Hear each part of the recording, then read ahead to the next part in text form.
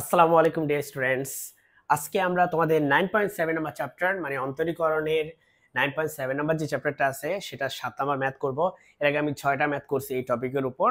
এটা হচ্ছে আমার 7th ম্যাথ। তোমরা জানো এই চ্যাপ্টারটা খুবই ইম্পর্টেন্ট। দেখো এখানে দেওয়া আছে x sin of √y হলে দেখাও যে এটা ইকুয়াল টু হচ্ছে 2।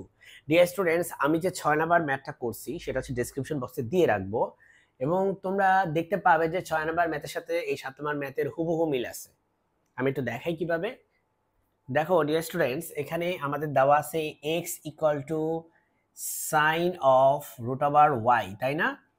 সেখান থেকে আমরা লিখতে পারি sin of √y x। আমি আসলে কিছুই করি নাই, শুধু সাইন মানে এটাকে এপাশে আনছি, এটাকে ওই পাশে নিছি। তারপরে সেখান থেকে আমরা লিখতে পারি √y sin ইনভার্স x, এটা লিখতে পারি নিশ্চয়ই। তারপরে আমরা বিপরীত বৃত্তীয় ফাংশন আকারে লিখতেছি। তারপরে দুই পাশে বর্গ করলে এটা হয়ে যাবে y, আর এ পাশে বর্গ করলে এটা হয়ে যাবে sin inverse x whole square. এবং 6 নাম্বার ম্যাথটা আসলে এখান থেকে শুরু হয়। 6 নাম্বার ম্যাথে কি বলছে জানো? বলছে y sin inverse x whole square যদি হয় তাহলে তুমি এটা দেখাতে পারবে কিনা, এটা হচ্ছে তোমার 6 নাম্বার ম্যাথে বলছে।